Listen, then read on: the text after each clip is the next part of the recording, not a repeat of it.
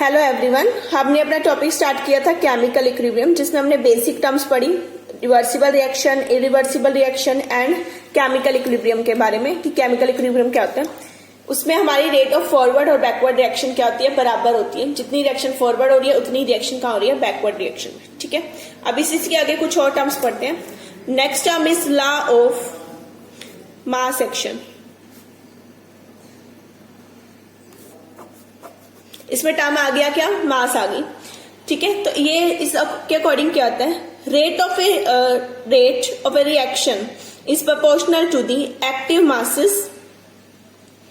जो रेट है वो डायरेक्टली प्रोपोर्शनल किसके होगा, product of active masses.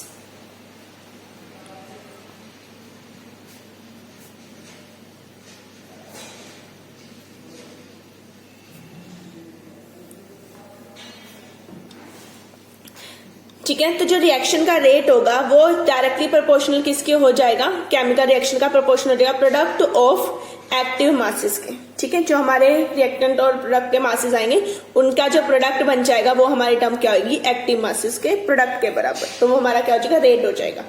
Active masses मतलब जस्ट उनकी मोलर कंसंट्रेशन, क्या उनकी कंसंट्रेशन दी हुई है, उनका जो प्रोडक्ट कर लोगे कंसंट्रेशन का वो हमारा क्या बन जाएगा, रेट बन जाएगा। ठीक है, जनरली हम इसे स्क्वायर ब्रैकेट से रिप्रेजेंट करते हैं। ठीक है, सपोज करो मैंने आपको एक सब्सटेंस दिया है, उसका एक्टिव मास ए है। अगर मैंने ये लिखा है एक्टिव मास ए, तो आप उसे इस तरह से रिप्रेजेंट करोगे स्क्वायर ब्रैकेट। ठीक है, ये उसकी मोलर कंसंट्रेशन कह लो या एक्टिव मास कह लो। तो ये थी हमारी लॉ ऑफ मास एक्शन। अब केमिकल इक्विलिब्रियम चैप्टर है, तो आते हैं अपनी लॉ पे, law of chemical equilibrium.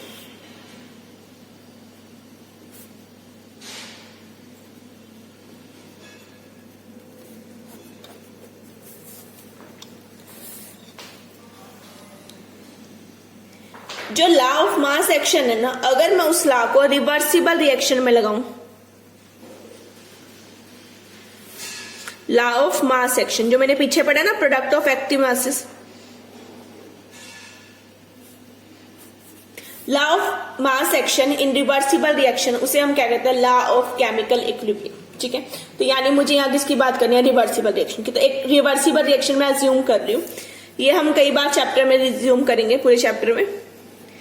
A B ऐसे चल रही है रिएक्शन, और रिएक्शन चेंज हो रही है फॉरवर्ड रिएक्शन में, एम एन में, सोन। ठीक है, साथ में मैं इनके कुछ कॉफिशिएंट दे रही हूं, स्टोइकियोमेट्री होती है जो इनकी। ठीक है, ए बी एम एन। ठीक है, ये मैंने ले लिया। अब आते हैं लॉ ऑफ मास एक्शन पे, क्योंकि लॉ ऑफ मास एक्शन को फॉरवर्ड रिवर्सिबल में लगाएंगे तभी तो लॉ ऑफ केमिकल इक्विलिब्रियम आएगा। तो मैं लगा रही हूं लॉ ऑफ मास एक्शन।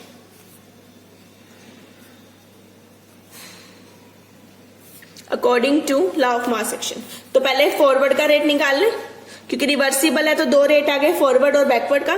तो पहले बात करते हैं रेट ऑफ फॉरवर्ड रिएक्शन। जो रेट ऑफ फॉरवर्ड रिएक्शन है, लॉ ऑफ मास एक्शन ने कहा जो रेट है वो डायरेक्टली प्रोपोर्शनल किसके होगा, product of their active masses. तो directly proportional to product of their active masses. एक का ए है, एक का बी है, तो ये ना इनका प्रोडक्ट। ठीक है, बट इनके साथ मैंने कुछ कॉफिशिएंट लिया है, तो इनकी ये पावर बन जाएंगे। जो आगे टर्म होगी ना कॉफिशिएंट, वो इनकी क्या बन जाएंगे, पावर बन जाएंगे। डन। अब मैंने रेट ऑफ फॉरवर्ड रिएक्शन लिया, डायरेक्टली है, तो डायरेक्टली का सिंबल हटा के मैं कुछ ना कुछ कांस्टेंट लूंगी। लेट दैट कांस्टेंट इज के एफ।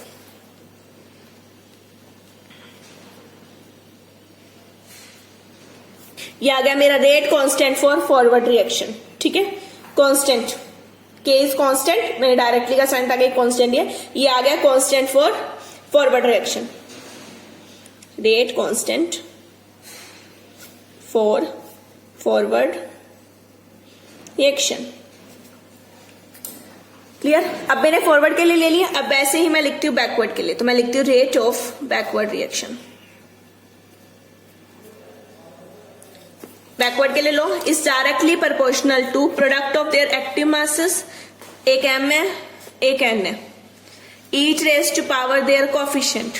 मैंने आगे की टर्म्स नहीं लिया, आप ऐसे आगे भी कर सकते हो इस तरह कंटिन्यू, क्योंकि हमारे पास बहुत सारी टर्म्स है ना, इस तरह कंटिन्यू कर देंगे। डन। तो यहां से rate of backward direction directly का साइन हटाएंगे, क्या आ जाएगा, ये एफ है, एफ रिप्रेजेंट फॉरवर्ड, तो बी रिप्रेजेंट बैकवर्ड, तो ये कहा गया rate constant for backward reaction. तो ये बैकवर्ड रिएक्शन के लिए मेरा रेट कांस्टेंट आ गया, ठीक है। तो ये आ गया हमारे पास, एक फॉरवर्ड के लिए निकाले, एक बैकवर्ड के लिए निकाले। कौन सी रिएक्शन थी, रिवर्सिबल। रिवर्सिबल रिएक्शन कौन सी होती है, जिस रिएक्शन पे रेट ऑफ फॉरवर्ड और बैकवर्ड क्या हो जाए बराबर। अभी हमने पीछे देखा था ना ये पॉइंट, जहां पे रेट ऑफ फॉरवर्ड और बैकवर्ड क्या हो जाए बराबर, उसे इक्विलिब्रियम पॉइंट बोलते हैं, केमिकल इक्विलिब्रियम। तो एट केमिकल इक्विलिब्रियम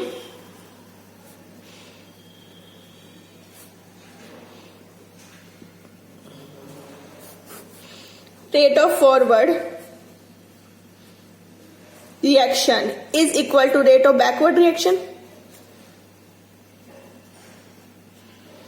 ठीक है। तो मार्क इट एज इक्वेशन 1, 2, ठीक है।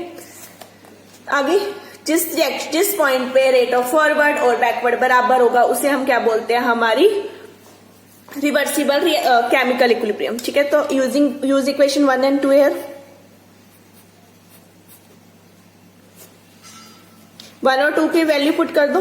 फॉरवर्ड का रेट कितना है मेरे पास, K F A raise to power A and B raise to power B, done, is equal to K B M raise to power M and N raise to power N.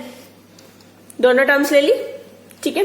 ये मेरे पास आ गया। अब मैं यहां से रेशियो कर सकती हूँ, तो आ जाएगा के एफ ओवर के बी इक्वल टू,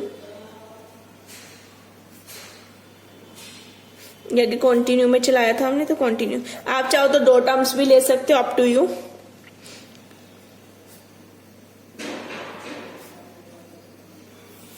डन। मैंने यहां से क्या किया, ये वाली टर्म को मैं इधर ले आई इसके नीचे और ये वाली टर्म को मैं इसके नीचे ले, ताकि सारे जो रेट है वो एक साइड हो जाए और जो कंसंट्रेशन है वो एक साइड हो जाए। अब के क्या, एक कांस्टेंट, बी क्या है, एक कांस्टेंट, ये क्या है, rate constant of forward reaction, ये क्या है, rate constant of backward reaction. तो मैं इसे एक टर्म ले सकती हूँ, नई टर्म, ठीक है। दैट टर्म इज के इज इक्वल टू के एफ अपॉन के बी। इसे हम बोलते हैं equilibrium constant.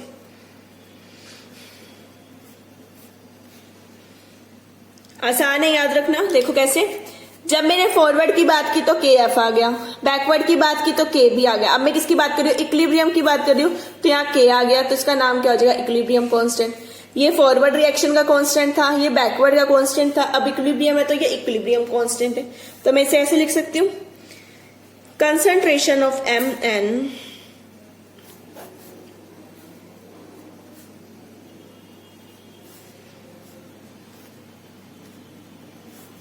Is equal to K. मैंने इसे किसके बराबर पुट कर दिया, के बराबर पुट कर दिया। तो अब ये क्या थी, हमारी लॉ ऑफ केमिकल इक्विलिब्रियम। हम इसे डिफाइन कैसे करेंगे, देखो ऊपर क्या, प्रोडक्ट्स, किसके प्रोडक्ट, प्रोडक्ट के। जो पहली टर्म है, एक प्रोडक्ट का मतलब हमारा प्रोडक्ट ही है, एक प्रोडक्ट का मतलब हमारा मल्टीप्लीकेशन है। दो टर्म है प्रोडक्ट, ध्यान रखना है। एक प्रोडक्ट, जब मैं पहला प्रोडक्ट बोल रही हूं उनका मल्टीप्लाई मतलब है, ठीक है। दूसरा मतलब रिएक्टेंट और प्रोडक्ट से मतलब है, ठीक है। रिएक्टेंट, प्रोडक्ट एंड एक प्रोडक्ट का मतलब है मल्टीप्लाई, ठीक है। तो हम क्या बोलेंगे, the product of active concentration of products each raised to power their coefficient to the product of active concentration of reactant each raised to power their coefficient is equal to the chemical equilibrium। ये term हमारी किसके बराबर आ जाएगी, हमारी chemical equilibrium. तो हमारे पास एक ratio होगी, रेशियो में हमारे पास ऊपर क्या, product of active concentration products divide by product of active concentration of reactant, ठीक है। ऊपर मेरे पास क्या आ गए, प्रोडक्ट्स हैं, ये एम एन मेरे प्रोडक्ट हैं, ठीक है। उनकी कंसंट्रेशन, एक्टिव कंसंट्रेशन की मल्टीप्लीकेशन, जिसे मैंने प्रोडक्ट नाम दिया, ये मल्टीप्लाई है, ये प्रोडक्ट और रिएक्टेंट है, ठीक है। Each raise to power their coefficient, यहां मैंने एम एन कोफिशिएंट अज्यूम किए थे, तो इनकी पावर आ गई, अगर नहीं कोएफिशिएंट है तो पावर 1 1 आ जाएगी। ठीक है, तो इस तरह से हम क्या डिफाइन करेंगे, हमारी लॉ ऑफ केमिकल इक्विलिब्रियम। ठीक है, तो हमने यहाँ पे किया क्या है, लॉ ऑफ केमिकल इक्विलिब्रियम में हमने एक रिवर्सिबल रिएक्शन ली, उसके हमने लॉ ऑफ मास एक्शन लगाया। मास एक्शन क्या कहता है हमारे पास कि जो रेट है वो इनके प्रोडक्ट के बराबर है, इनकी कंसंट्रेशन के प्रोडक्ट के बराबर। तो मैंने एक रिएक्शन को अज्यूम कर लिया, A B B changes into M M N N, continue कर दिया। आप चाहो तो 2 तक ही ले सकते हो। तो according to law of mass action forward में लगा दो पहले, तो सबसे पहले फॉरवर्ड का रेट क्या आ जाएगा, इनका प्रोडक्ट ए और बी की कंसेंट्रेशन का product, each raise to power their coefficient A B, तो मेरा के एफ आ गया। मैंने डायरेक्टली का कांस्टेंट का साइन हटा के यहाँ पे एक कांस्टेंट पुट किया, प्रोपोर्शन का साइन हटा के, जिसे मैंने के एफ लिया। के एफ मेरा क्या, rate constant for forward reaction. Backward के लिए क्या करना है, ऐसे ही बैकवर्ड पे एम एन का प्रोडक्ट आ जाएगा, each raise to power their coefficient, directly का साइन हटा के कांस्टेंट पुट किया, let that constant is K B. ठीक है, तो मेरा रेट कांस्टेंट आ गया किसके लिए, फॉर बैकवर्ड रिएक्शन। ये के बी क्या है, बैकवर्ड रिएक्शन के लिए। अब इक्विलिब्रियम क्या होता है, इक्विलिब्रियम वो पॉइंट होता है जहां पर रेट फॉरवर्ड रिएक्शन का और बैकवर्ड रिएक्शन का क्या हो जाए, बराबर हो जाए, उसे क्या बोलते हैं हम, इक्विलिब्रियम पॉइंट। तो हमने क्या लिया, rate of forward reaction is equal to rate of backward reaction. Forward का रेट मैं निकाल चुकी हूँ, बैकवर्ड का रेट भी मैं निकाल चुकी हूँ, दोनों को यहाँ पर पुट कर देंगे इसमें, इक्वेशन 1 और 2 जो हमने ऊपर मार्क किया। जब मैंने पुट किया तो कुछ ऐसा आया, ये भी एक रेट है और ये भी एक रेट है, तो मैं दोनों को नीचे ले आई, ये के एफ अपॉन के बी हो गया, ये कंसंट्रेशन इनकी रेशो ले आई। ये फॉरवर्ड का रेट कांस्टेंट, ये बैकवर्ड का रेट कांस्टेंट, तो इन्हें एक नया कांस्टेंट पुट किया, क्योंकि अब रिएक्शन इक्विलिब्रियम पे, तो इसे नाम क्या दे दिया, इक्विलिब्रियम कांस्टेंट के।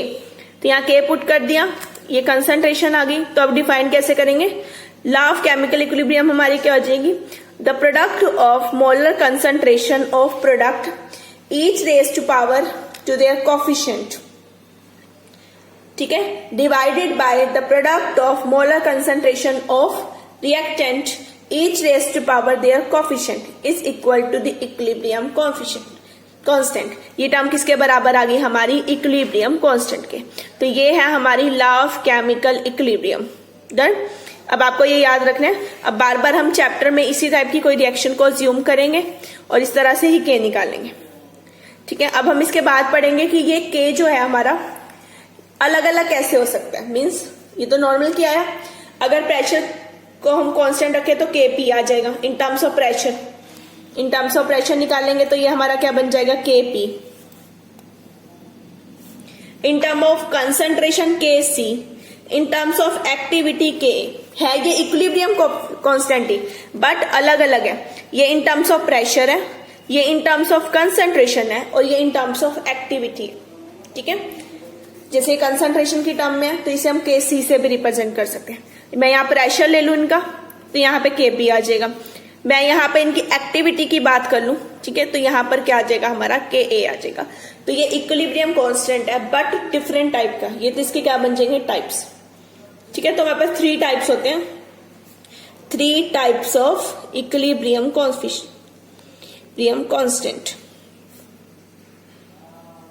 कौन से, in terms of concentration,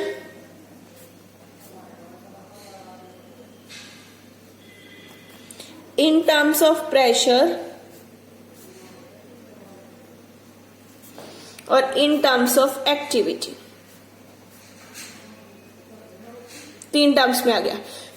concentration की टर्म में कांस्टेंट है ना, के तो होगा ही, कंसंट्रेशन मतलब C, प्रेशर मतलब P और एक्टिविटी मतलब A। तो हम इसे 3 टर्म्स में निकाल सकते हैं। ये 3 टाइप्स का होते हैं, कंसंट्रेशन की टर्म्स में, प्रेशर की टर्म्स में एंड एक्टिविटी की टर्म में।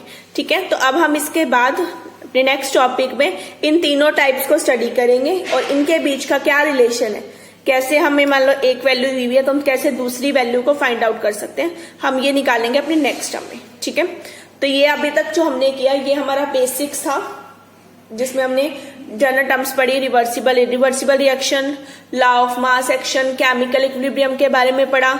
उसके बाद हमने की लॉ ऑफ केमिकल इक्विलिब्रियम। ठीक है, तो ये बेसिक ओवरव्यू था किस चैप्टर में किस टाइप से क्या पढ़ना है हमें। ठीक है, तो हम पूरा इक्विलिब्रियम के बारे में बात करेंगे। मीन्स वो पॉइंट जहाँ फॉरवर्ड का रेट और बैकवर्ड का रेट क्या हो जाएगा, बराबर हो जाएगा, वो इक्विलिब्रियम पॉइंट और उसी से रिलेटेड हम सारी कंसंट्रेशन टर्म्स को, कोफिशिएंट टर्म्स को फाइंड आउट करेंगे, उनके रिलेशनशिप को निकालेंगे। Thank you.